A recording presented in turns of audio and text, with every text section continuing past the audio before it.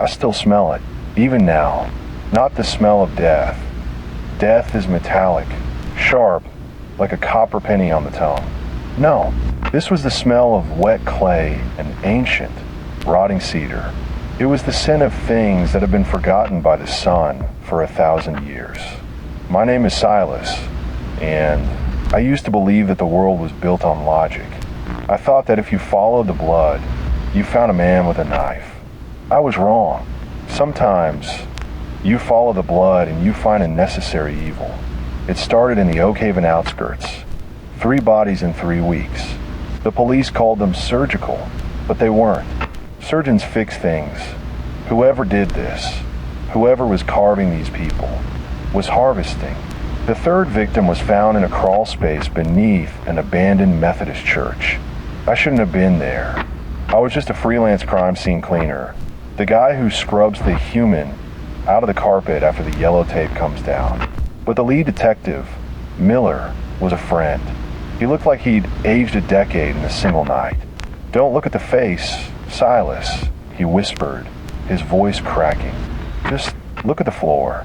I didn't listen. I never do. The body was propped up in the center of the dirt floor. It was a girl, maybe 20. She was draped in heavy, rusted iron chains that looked like they had been pulled from an old well. But it wasn't the chains that made my stomach turn. It was the stitches. Her lips had been sewn shut with silver wire, real, thick silver, threaded in a pattern that looked like a geometric nightmare. It wasn't just a seal, it was a map. And her eyes, God, her eyes were still open, staring at a single black candle flickering in the corner. The candle shouldn't have been burning. There was no oxygen in that stagnant, cramped space. But the flame was tall, steady, and deep violet. I knelt down, my knees sinking into the damp soil. I felt a hum, not a sound, but a vibration in my teeth. It felt like a low-frequency scream, a constant, buzzing pressure in the back of my skull. "Miller," I croaked. "The wire, it's moving." "Shut up, Silas," Miller snapped, but he backed away toward the ladder. I leaned closer, my flashlight beam trembling. The silver wire wasn't just thread. It was pulsing. As the violet candle flickered, the wire seemed to tighten, drawing the girl's face into a horrific, unnatural grin. Then, the silence broke. There were no footsteps, no floorboards creaking, just a sudden, heavy weight in the air, like the atmosphere had turned to lead. One of the silver wires snapped, then another. I froze. My heart wasn't just beating. It was trying to punch its way out of my ribs. "Silas, get out of there," Miller yelled from the hatch. "The ground is too soft. Get out." But I couldn't move. I saw it then. Underneath the girl's skin, something was nodding. Something long and thin was slithering just beneath the surface of her throat, moving toward her mouth. It wasn't a transformation. It was a parasite.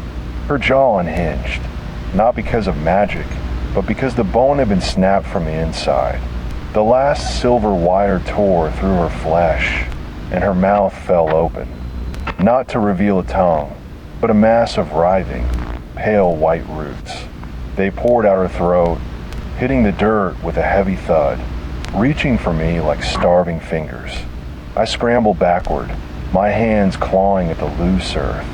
The violet flame flared, turning the entire crawl space into a strobe light of purple and shadow. In that split second of light, I saw him. He was standing in the corner, behind the girl. He was tall, impossibly tall, his spine bent at a jagged angle to fit under the beams. He wore a heavy, tattered coat that looked like it was made of dried, tan skins. Not cowhide, human hide. He didn't have a face, just a smooth, pale surface of skin with 2 holes bored into the forehead. He leaned forward, and he whispered. It wasn't a voice. It was the sound of dry leaves skittering over a gravestone. The marrow, ready. I didn't wait for Miller. I didn't wait for the logic to catch up. I lunged for the exit, my fingers bleeding as I gripped the wooden ladder. I felt a cold, slimy root wrap around my ankle, pulling with the strength of a hydraulic press. Not today. I screamed, kicking wildly. My boot connected with something soft, something that felt like wet fruit. The grip loosened, just enough for me to haul myself through the hatch and onto the sanctuary floor. I didn't stop running until I hit the cold night air. Behind me, the church didn't make a sound. No sirens, no shouting, just the wind through the dead oaks. I looked down at my hands. They were covered in that silver wire. It had latched onto my skin, burrowing in. I began to dig it out with my fingernails, sobbing. But as the wire came free, I realized something that made my blood turn to ice. The wire wasn't silver anymore. It was turning red. It was drinking me. And somewhere in the dark, I could hear the tall man, smiling. The adrenaline didn't leave my system. It just curdled. It turned into a thick, oily sludge that sat in the pit of my stomach as I sat in the back of an ambulance, refusing to let the paramedics touch my hands. Miller stood over me, his face a mask of pale exhaustion. The flashing blue lights of the police cruisers strobed against the damp brick of the church, making his skin look like gray marble. "Silas, you're bleeding," he said, his voice cracking. I looked down. My palms were a mess of shredded skin where I had ripped the silver wire out. But it wasn't the blood that terrified me. It was the holes. Perfect, circular punctures in my flesh, as if my own body had grown ports for something to be plugged into. "I saw him, Miller," I whispered. My voice sounded like it belonged to a stranger. "You saw a squatter, Silas. A sick, twisted freak who likes to play with corpses and jewelry. That's all." Miller was lying. I could see it in the way his hand hovered over his holster, his fingers twitching. He had seen the violet flame. He had heard the snap of the girl's jaw. But Miller was a man of the system. And the system doesn't have a category for things that move like bending shadows. I didn't go home. I couldn't. I went to my shop, a windowless basement in the industrial district where I keep my professional gear. It was the only place that felt safe. It smelled of bleach and ammonia. Clean smells. Honest smells. I sat at my workbench and pulled a magnifying lamp over my hands. I needed to see what was happening. Using a pair of fine-tipped tweezers, I reached into one of the punctures in my palm. My breath hitched. The skin felt wrong. It didn't have the give of human flesh. It felt like wet parchment stretched over a frame. I saw it then. A tiny, hair-thin shard of silver was still there, but it was twitching. Every time my heart beat, the metal pulsed in rhythm. I gripped it with the tweezers and pulled. A jolt of pain shot on my arm, so sharp I nearly blacked out. It wasn't just touching a nerve, it was tied to one. I pulled harder, my teeth grinding together until I felt the enamel start to give. With a sickening, wet release, a 3-inch needle of silver came out. It wasn't a needle. It was a thorn. It had tiny, microscopic barbs along its length, and it was dripping with a thick, translucent fluid that wasn't blood. It was marrow. My marrow. I dropped the tweezers. The silver thorn skittered across the metal table, still vibrating, still hungry. I spent the next 4 hours in a fever dream of research. I didn't use the police database. Miller would see that. I used the old files. Before I was a cleaner, I was a collector. I bought estate lots from old families. Families whose names have been scrubbed from the local history books. I pulled a heavy, leather-bound ledger from my safe. It was a record from the 1800s, belonging to a local bone setter who had been run out of town for unnatural practices. I flipped the yellow pages until I found it. The menders of the vein. The sketches were crude, but unmistakable. Tall figures with elongated limbs. Faces like smooth stone. They weren't ghosts. They weren't demons. They were mystics who had found a way to bridge the gap between flesh and the earth. They didn't kill for sport. They killed for storage. They believed that the human body was a vessel for a specific type of energy, primal marrow, that could only be harvested through extreme trauma and ritualistic binding. The silver wire wasn't just to keep the mouth shut. It was a condenser. It forced the soul to retreat into the bones, thickening the marrow until it was ready to be drained. The marrow is ready. The words echoed in my head. He wasn't talking about the girl. He was talking about me. The lights in my shop flickered. One of the overhead fluorescents died. Then the next, plunging the back of the room into a heavy, unnatural darkness. I stood up, grabbing a heavy iron pry bar from my tool rack. My hands were shaking, the punctures in my palms beginning to itch with a burning intensity. "I know you're here," I shouted into the darkness. Silence. Then, the smell. That thick, suffocating scent of wet clay and rotting cedar. It was coming from the ventilation ducts. I turned on my high-lumen tactical flashlight. The beam cut through the dark like a blade. I swept it across the room, past the chemical drums, past the industrial washer, and stopped. The tall man was standing by the door. He wasn't bent over this time. He was pressed against the ceiling, his long, spindly fingers gripping the pipes like a spider. His tattered coat hung down, the leather swaying in a wind that didn't exist. He didn't have a face, but I felt his focus. It was like a cold weight pressing against my chest. "You took the seed," the voice grated. It sounded like two stones grinding together. "Get out," I hissed, raising the pry bar. "I've seen what you do. I've cleaned up your harvest. You're nothing but a parasite." The figure shifted. He didn't move like a person. He moved like a frame rate glitch. 1 second he was by the door, the next he was 3 feet closer, his spine adjusting into a new, horrific position with the sound of snapping dry wood. "The silver calls to the silver," the man said. Suddenly, the punctures in my hands exploded with pain. I dropped the pry bar as my fingers began to curl inward, forced shut by an invisible force. I looked down. Tiny, silver threads were beginning to sprout from my own pores. They were weaving themselves together, stitching my fingers into a fist. I screamed, a raw, guttural sound of pure terror. I lunged for a bottle of industrial-grade acid on the workbench. I didn't think. I just acted. I smashed the bottle against the edge of the table and doused my hands in the stinging, caustic liquid. The pain was unbearable. It felt like my skin was being melted off the bone, which it was. But the silver threads, they hated the acid. They shriveled and blackened, the invisible pressure lifting for just a second. I grabbed a flare gun from my emergency kit, spun around, and fired.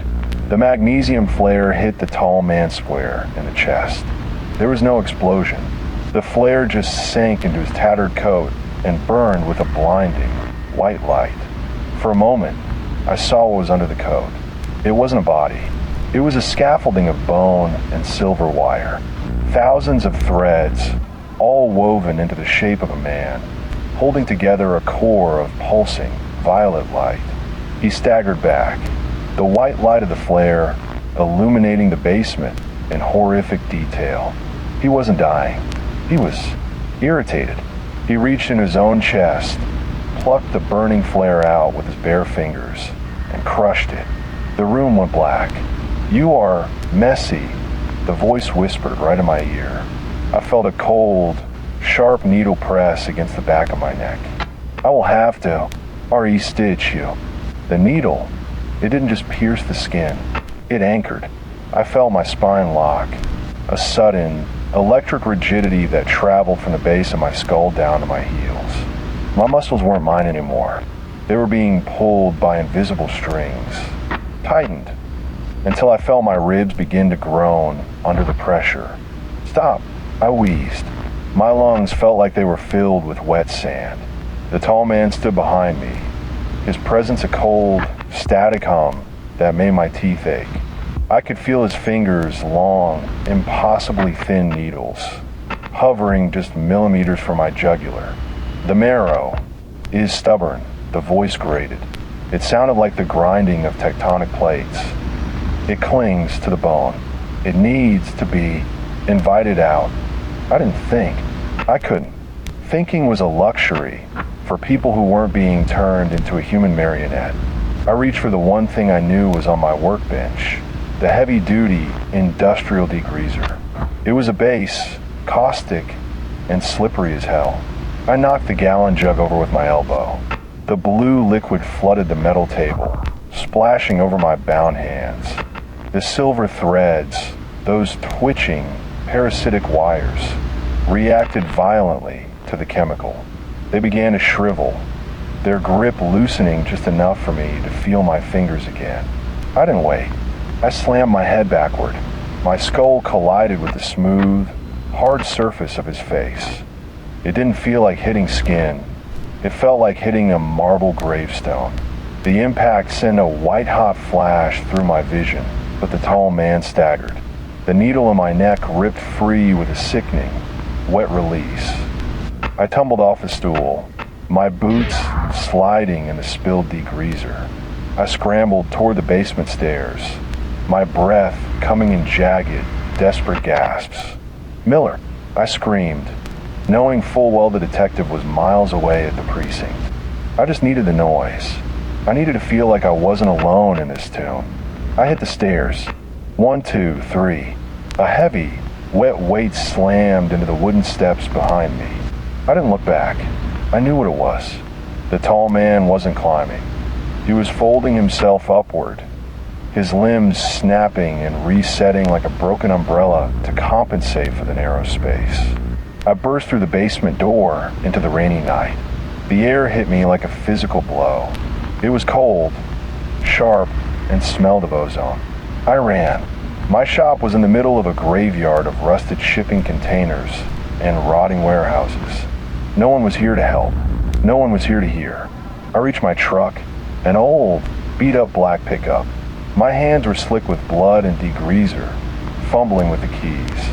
"Come on, come on," I hissed, my eyes darting to the doorway of my shop.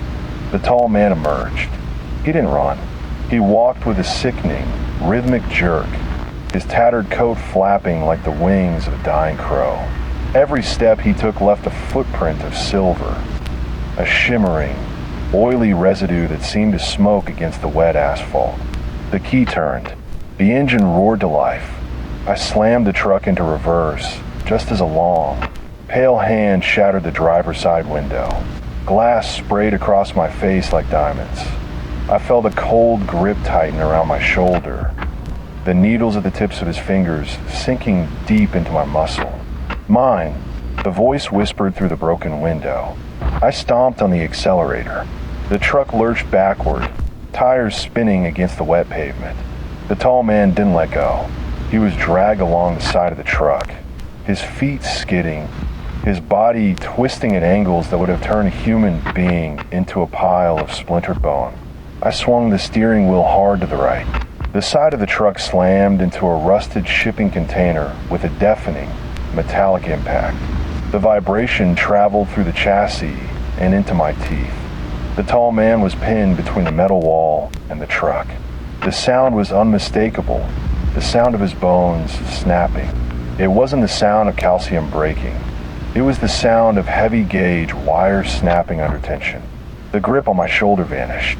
I shifted into drive and floored it, leaving a trail of burnt rubber and shattered glass behind me.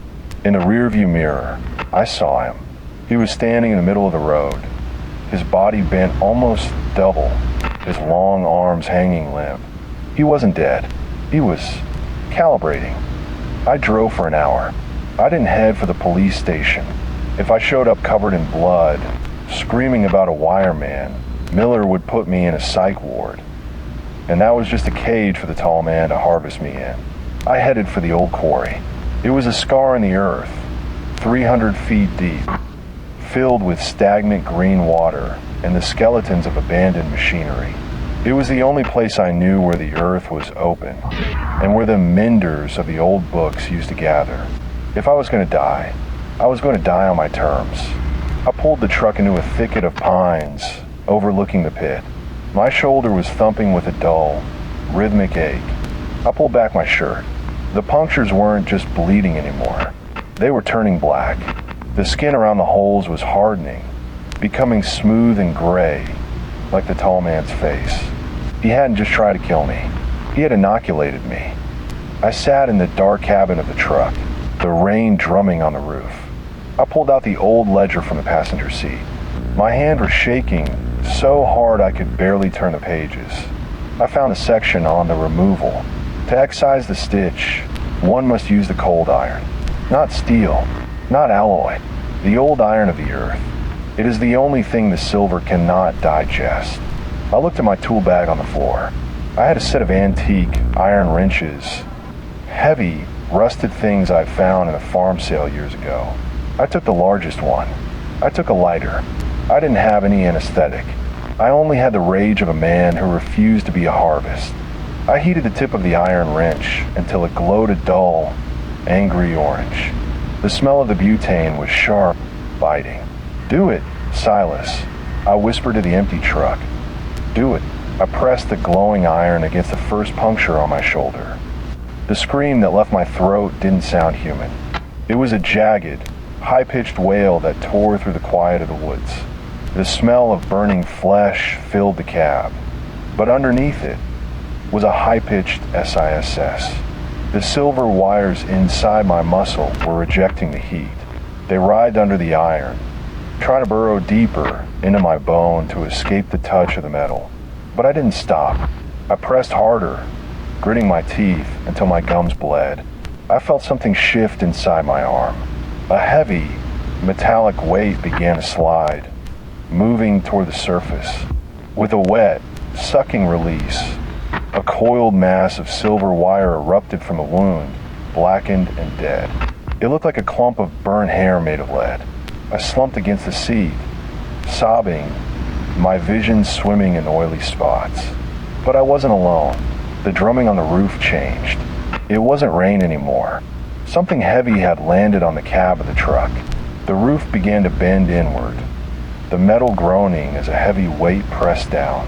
Slowly, a long, pale finger began to pierce through the steel of the roof, like a needle through silk.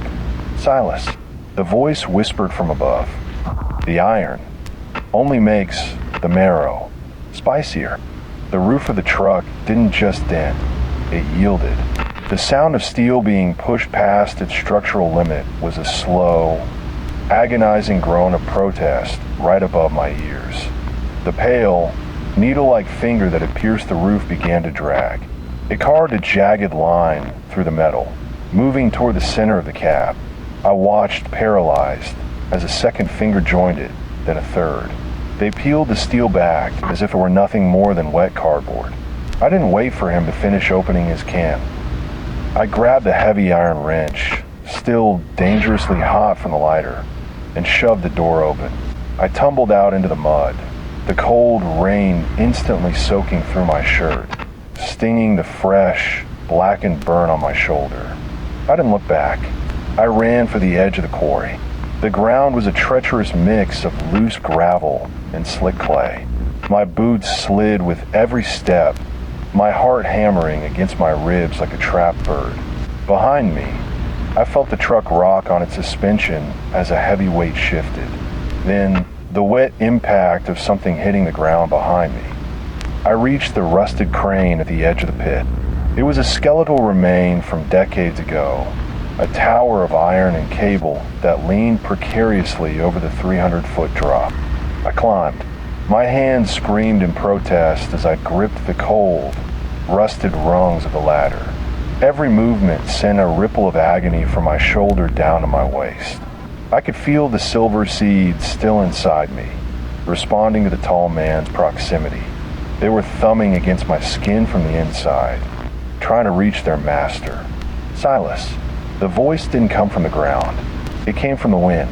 It was everywhere. "You cannot unstitch what has been woven. The earth wants its marrow." I reached the operator's platform, 30 feet above the quarry floor. I turned, my flashlight beam cutting a desperate circle into the dark. He was at the base of the crane. He didn't climb the ladder. He simply reached up, his limbs elongating with the sickening noise of snapping tendons and stretching wire. He moved like a shadow cast by a flickering flame, unnatural and fast. I looked at the crane's controls. Rusted, seized, but the manual release for the counterweight was right there. A massive, iron lever slick with decades of grime. "Come on, you bastard," I hissed, wrapping my good arm around the lever. The tall man's head appeared over the edge of the platform. In the direct light of my flash, he looked even worse. The skin of his face was translucent in places, revealing the dense, pulsating web of silver wires beneath. There were no muscles, no blood, just a machine made of precious metal and ancient hunger. He reached out a hand. The fingers unfolded like a blooming flower of needles. "Give it back." I didn't give him the marrow. I gave him the lever. I threw my entire weight against the iron bar. It didn't move. I screamed, my feet skidding on the metal grating, the burn on my shoulder flaring with a white-hot intensity. The rusted gears yielded. A shower of orange sparks flew from the mechanism as the lock snapped. The 5-ton concrete counterweight dropped. The crane shuddered violently. The steel cables whipped through the air like lashes. Because the crane was already leaning, the sudden shift in weight didn't just stabilize it. It snapped the remaining bolts in the foundation. The entire structure began to tilt. The tall man tried to lunge, but his long, spindly limbs were caught in the sudden chaos of snapping cables. A steel line, thick as a human wrist, whipped across his chest, slicing through his tattered coat and the silver cage beneath. The platform pitched forward at a 45-degree angle. I grabbed onto the railing, my feet dangling over the 300-foot abyss of the quarry. The tall man was sliding. His needles clawed at the metal grating, leaving deep, silver furrows, but he couldn't find purchase. For a split second, our eyes met, or rather, my eyes met the two hollow bores in his forehead. There was no malice there, no evil, just a terrifying, cosmic vacuum, a need that could never be satisfied. The crane gave way. We fell together into the dark. The wind stripped the breath from my lungs. The world became a blur of rain, rust, and the grinding of twisting metal. The impact with the stagnant quarry water was like hitting a brick wall. The world went black, cold. The weight of the crane dragged everything down, pulling me into the silt and the silence of the deep. I felt a hand wrap around my ankle. Even here, even as the iron structure sank into the mud, he wouldn't let go.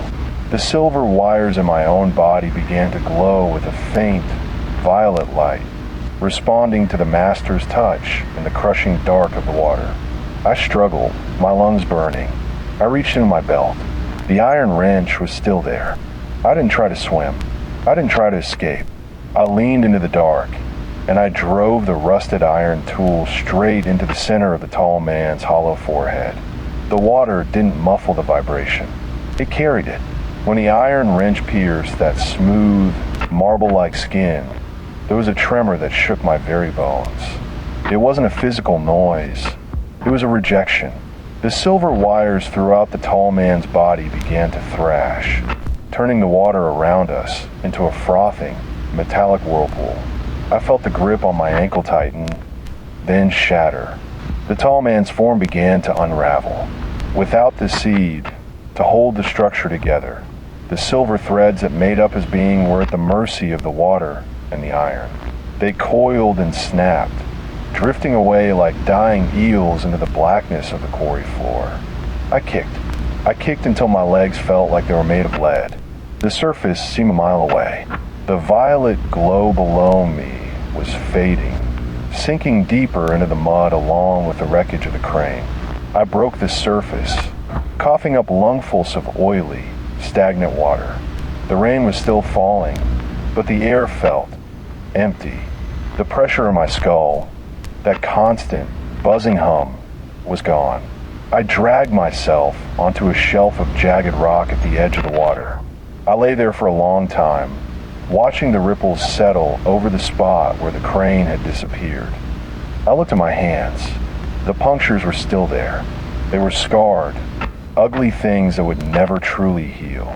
But they weren't black anymore. They were just wounds. I reached into my pocket and pulled out the old ledger. It was soaked, the ink running into illegible streaks of black and blue. The secrets of the menders were washing away, returning to the mud from which they came. I stood up, my body screaming in a dozen different languages of pain. I looked up at the rim of the quarry. Miller would be looking for me. The police would find a truck. They would find the wreckage. They would ask questions I could never answer. Let them look, I whispered. I started the long walk back to the road. But as I reached the top of the ridge, I stopped. The smell. The rain had washed away the scent of the quarry, the oil, and the bleach. But there, clinging to the needles of a single pine tree, was the smell of wet clay and rotting cedar. I looked down at the mud by my feet. There, shimmering faintly in the moonlight, was a single, perfect thread of silver. It wasn't moving, not yet, but as I watched, it began to curl, slowly, toward my boot. 2 weeks later, the city of Lviv was under a heavy fog, the kind that swallows the street lamps and turns the old stone buildings into looming ghosts. I was back in my shop. The glass in the door had been replaced, the degreaser scrubbed from the floor. But I wasn't cleaning crime scenes anymore. I couldn't touch a vacuum or a chemical bottle without my hands beginning to shake. I sat at my desk, staring at the phone. It rang at 2 a.m. Silas. The voice on the other end was Miller's. But it was wrong. It was thin, papery, like he was speaking through a mouthful of dry leaves. I found another one, Silas, down by the old rail yards. "I'm Al Miller," I said, my voice steady despite the thumping in my shoulder. "Find another cleaner." "You don't understand," Miller whispered. I heard a sound through the phone, not a word. A wet, tearing sound, like a boot pulling out of thick mud. "I can't stop the bleeding, Silas. It's not red. It's shimmering." I hung up the phone. I walked over to the mirror and pulled back my shirt. The burn from the iron wrench was still there, a jagged scar in the shape of a star. But around the edges, the skin was turning gray. Smooth, hard as marble. I reached for the iron wrench on my workbench. My fingers didn't want to move. They were stiff, locked into a pattern I didn't choose. I looked at the window. The fog was pressing against the glass. And there, etched into the condensation, was a single silver line. The harvest wasn't over. It was just moving. And I was the one who had brought the seeds home.